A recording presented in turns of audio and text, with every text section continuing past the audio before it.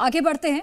एक होनहार युवती अर्चना तिवारी जो सिविल जज बनने का सपना संजोए दिन रात मेहनत कर रही थी, 3 दिनों से अपने घर से दूर लापता है। रक्षाबंधन का त्योहार मनाने के लिए वह ट्रेन से कटनी जा रही थी, लेकिन बीच रास्ते में अचानक उसकी राह थम गई। परिवार की बेचैनी और चिंता की कोई सीमा नहीं रही। हर गुजरते पल के साथ उम्मीदें कम हो रही हैं और उनकी दुआएं अर्चना के लिए थमती नहीं।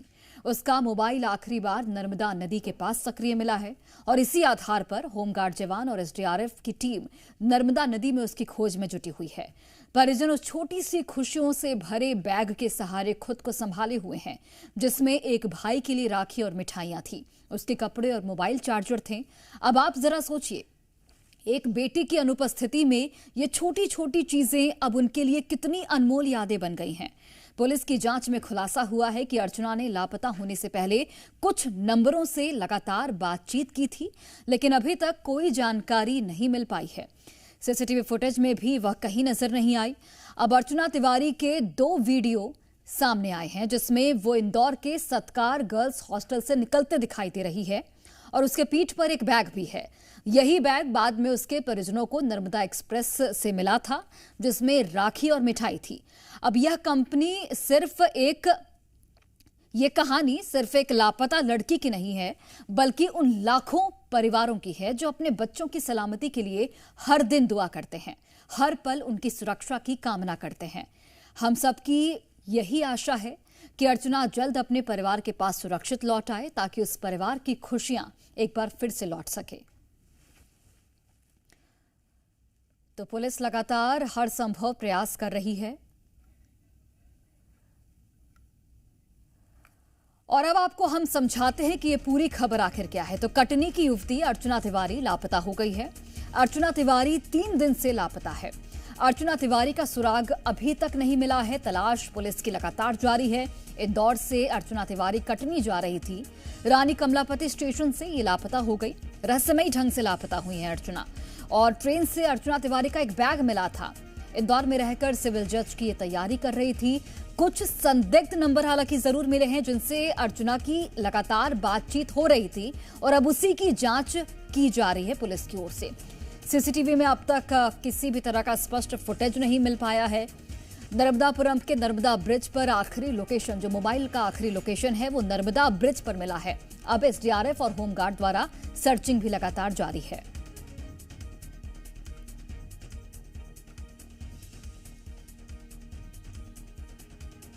और इंदौर से हमारे सहयोगी तुषार जुड़ गए हैं और इसके साथ ही यहाँ पर दीपक द्विवेदी हमारे साथ भोपाल से जुड़े हैं।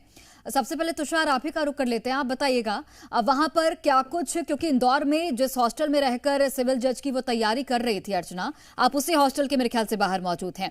क्या कुछ वहां पर हॉस्टल के वार्डन से किस तरीके की जानकारी मिली है कि क्या बोलकर निकली थी, किस तरीके का व्यवहार था, किन लोगों से मुलाकात करती थी, किन लोगों से बातचीत थी, क्या कुछ संपर्क थे लोगों से उसके?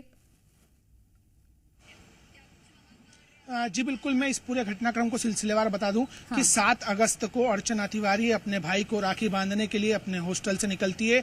इंदौर से कटनी तक के लिए नर्मदा एक्सप्रेस में वो सफर करती है और कमलापति स्टेशन भोपाल से वो आखिरी बार उसकी लोकेशन सामने आती है। उसके बाद रहस्यमयी ढंग से वो लापता हो जाती है। करीब 4 दिनों से लगातार कटनी पुलिस, भोपाल पुलिस और जीआरपी उसकी तलाश कर रही है।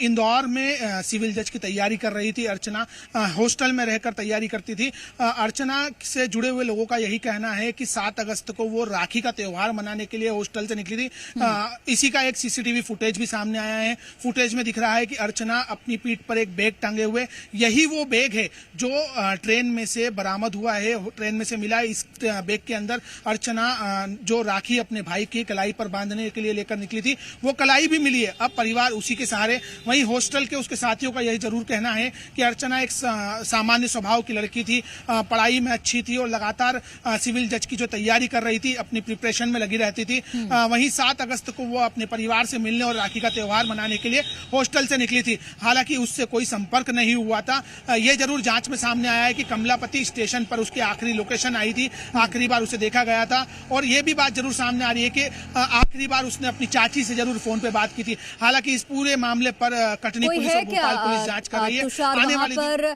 अगर कोई वार्डन हो या फिर कोई लड़कियां हो वैसा कोई है क्या जिससे बातचीत हो पाए? जी मैं बता दूं कि त्योहारी सीजन के चलते अधिकांश जो हॉस्टल में रहने वाली लड़कियां हैं वो अपने भाइयों की कलाई पर राखी बांधने के लिए हॉस्टल से अपने घरों की ओर गई हुई है। वर्तमान में हॉस्टल खाली नजर आ रहा है। बने रहिएगा। दीपक का रुख कर लेते हैं। दीपक, आप कमलापति स्टेशन पर ही मौजूद हैं और यहीं पर आखिरी लोकेशन मिला था अर्चना का। फिलहाल क्या जानकारी है, क्योंकि इसी स्टेशन से लापता हुई थी? अभी तक पुलिस की कार्रवाई कहां तक पहुंची है इस पूरे मामले में? जी बता दें कि पुलिस लगातार इस पूरे मामले में छानबीन कर रही है। नर्मदा नदी से लेकर इंदौर तक, कटनी तक छानबीन की जा रही है और वही प्लेटफॉर्म नंबर 4 है जहां पर नर्मदा एक्सप्रेस प्रतिदिन रात को करीब 10:30 के आसपास और 10 साढ़े 10 से 11 बजे के बीच यहाँ पहुँचती है। और आप ये तस्वीर देखेंगे, यहीं पर जो ये वो सारे जो डब्बे हैं लगते हैं, अभी एक ट्रेन यहाँ पे पहुँची हुई भी है। ऐसे ही जो यहाँ पर स्टेशन पर वह नर्मदा एक्सप्रेस पहुँचती है और ऐसी ही ट्रेन में नर्मदा एक्सप्रेस में अर्चना तिवारी मौजूद रहती है और फिर उसके बाद अचानक से वो लापता हो जाती है। परिजनों का रो रो कर बुरा हाल है। 4 दिनों से लगातार भाई बहन को ढूंढ रहा है। ठीक है दीपक, आप बने रहिएगा। फिलहाल बहुत धन्यवाद आपका जानकारी हम तक पहुंचाने के लिए।